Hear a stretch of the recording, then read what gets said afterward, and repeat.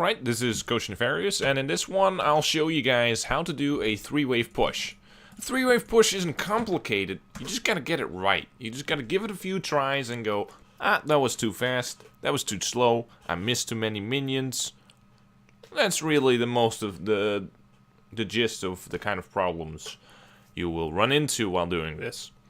So first of all, there's a couple of different forms of pushes, right? Let's say sometimes in pro play people shove a single wave and let the second wave bounce back, but that is really rare. You're not going to see that a whole lot, right? So don't do that unless you know for some reason that that is going to be the best strategy, right? 2-wave and 3-wave pushes are much more common. The 3-wave is the most common one, and the reason for that is that it gives you some time to do your thing after you've shoved the cannon wave. Now, you gotta understand something about pushes in Practice Tool versus the regular games. In Practice Tool, nothing is pushing against you. So any kind of push very quickly turns into a gargantuan wave. And therefore, clobber stomps the incoming minions. Because the incoming minions will aggro your minions, which makes them aggro their minions. And then they will die, right? So in the Practice Tool, if you want to have it slow push back into you, which is called a bounce, right? The minions go back into the center because they haven't been stalled under the turret. It's called a reset. But anyway, if you want it to bounce back into you, then you need to have the minions somehow get stalled here without actually dying. Which means you have to have a small slow push going on. And the easiest way to do it is if you have a cannon wave pushing back into you. In a real game, that's not what you want to have happen, because then a cannon wave is really hard to manage that. It's really hard to thin the waves out, right? If someone has some control in lane, and you're afraid of the jungler, you're not gonna just, you know, Q a cannon minion once and kill it, right? That only works if you have minion dematerializer. So if let's demonstrate the 3-wave push, right? For 3-wave push, you need almost no extra wave clear in the early waves. And then towards, as the 3rd wave starts arriving, you can say, okay, now I'm gonna, like, kill this wave really fast. So as it starts arriving, if you do it before that, the wave is going to travel along the center, right? And that's not what you want to have happen. You want to keep it as close to the center as possible until the final wave. It doesn't only make you more safe to enemy jungle ganks, you're assuming on a slow push that you know that the jungle can be in your lane usually. It's a little bit conditional maybe, but that's usually what happens. Oh, it shouldn't have autoed. I mean, that's just complete bullshit. Autopilot. The point is, though, that you want to keep it fairly close to the center, because the more it moves like this, because I pushed way too hard, the more minions you need to actually make the slow push work. And now I have a very big minion wave, so I can do it, right? I can do this just fine. But that's not always going to be the case in a real game where other people are thinning out your waves. That's also what I said earlier, right? In Practice Tool, as you can see, I'm missing a lot of minions because you have a ton of casters. But this gives you a nice little time frame to ward, right? So this is where you could usually do a Karak ward safely. Not with all champions, but with a lot of them. Anyway. So you see here that these minions are going to die. So if this was a real game and someone just somehow managed to not push this wave at all and touch minions at all, then you're gonna lose some melee minions if you have to walk back here on this final wave. But this is it, right? This is a 3-wave push. So one thing you'll notice is that once you start doing this, you start screwing up some other parts like CSing. That's what makes the game so difficult. That there's so many things to worry about, like what's the size of the wave, how much is he pushing back, where's the jungler, what happens if he gets here, oh my god, I have to CS again, I have to deep ward, oh my god, can I live, maybe I can't, maybe I should shallow ward now, ask my jungler to ward for me. There's so many things to this game, right? We're just taking one aspect, like a slow push, and then now we're gonna add, if you do it successfully, the next step is to also CS very well, right?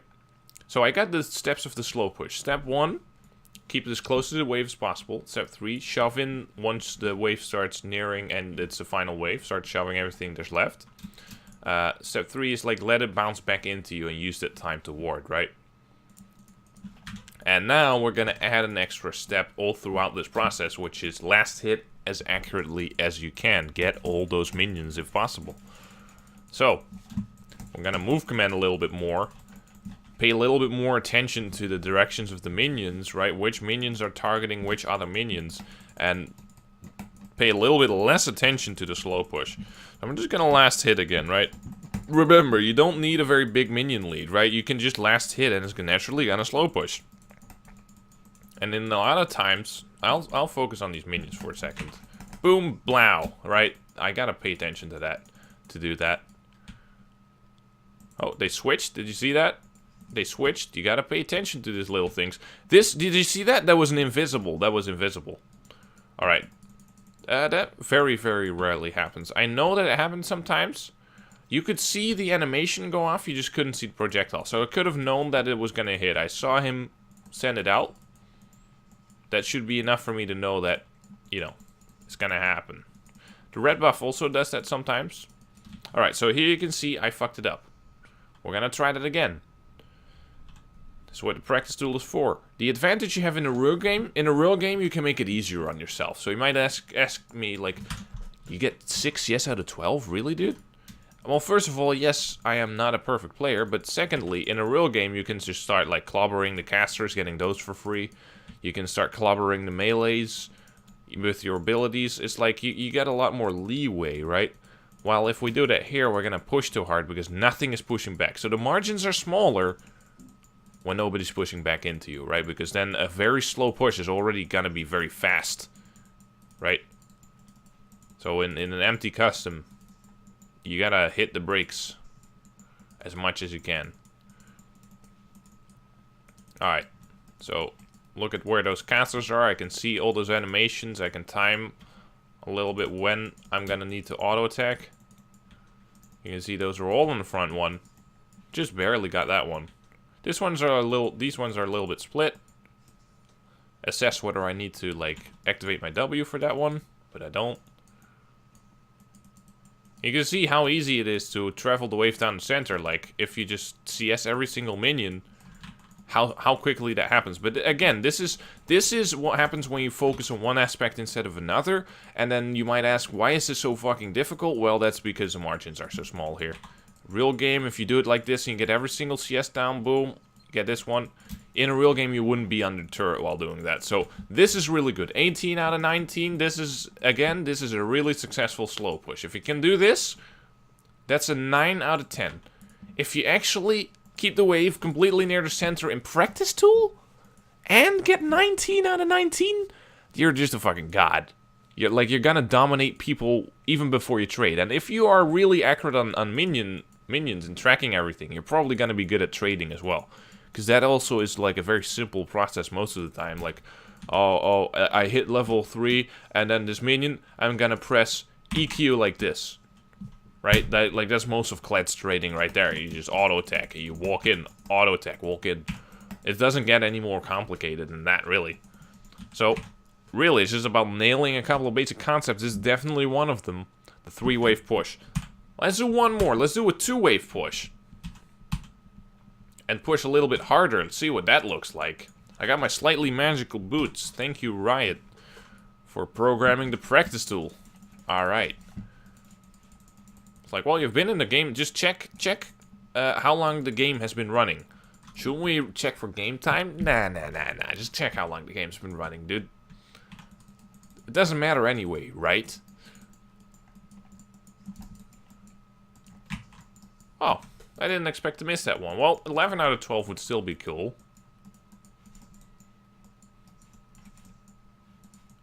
Right. So this is already the wave we're gonna shove, right?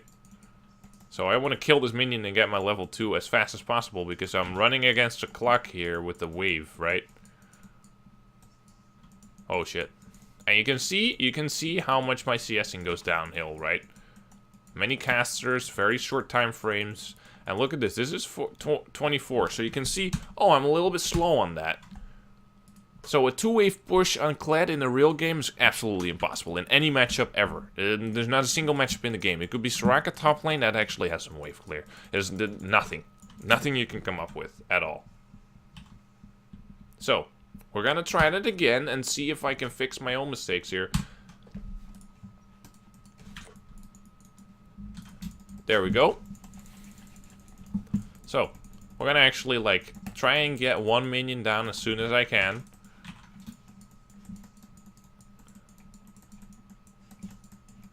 Alrighty. Oh man. There we go. That's a little bit on the fast side. I can try and push this minion out a little bit. That's not gonna help, I see. I gotta use every trick in the book to try and nail this, but it's hard. And you can see there's always these different components that you can worry about. Wave position, the perfect speed, perfect CS, right? Perfect, I guess you could say perfect orb walking with your autos, perfect auto spacing. And that's it. This is where you can get a Krug ward. Let me refresh cooldowns. Alright. Or you can get a ward on the red buff, just like that. Oh, whoops, just like that. You see, these little things, I fucked it up, right? You gotta do it on the left side here. You gotta really walk down here and walk towards this left side. Like, it's pretty hard if you look at it in the real game. You're not gonna have time to try this shit out for like half an hour, right?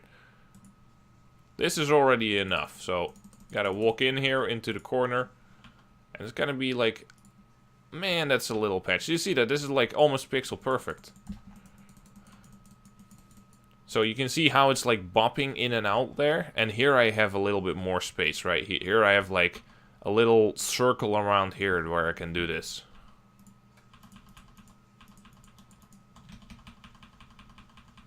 See this? This still works.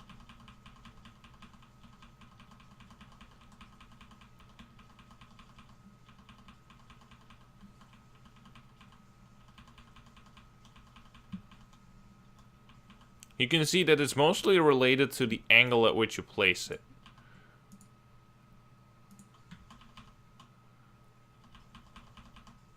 So here you can still see it, because there's a direct line between here. That's all it is. It's just drawing a line. So that tells you when you're going to get vision. Here, not so much, right?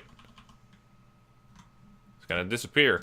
Even though it gives like this little glow sometimes, this little glow is fake. Like you only see things in a straight line like this. The glow is a visual effect that's not real. So just like this, you see this little area over here that's outside of my indicator. If someone's standing over here, you'd say, well, it's in this glow that's lighted up, but you're not gonna see them. Right? So if I spawn a target dummy, let me show this with target dummies, right? So spawn enemy dummy, right? Shift B. And I'm gonna spawn it right over here. Hey, this is in the glow, right? You'd say, I have vision here, right? Because it's in the glow. So this is dark. This is on the edge. This is where it's light in the center. And you can see this is where it's light in the center. This is where it's light on the edge. This is where it's light in its entirety. Why is this still not, like, why is this still not showing? Why is this still not showing? This still not showing. There we go. And then you look at your ward and you see, ah, it's the center of the little edge that is showed, not actually the edge of sorry about that, not the edge of what lights up. All right, that's it, guys. That's it. Hope you guys learned something here. That's it for this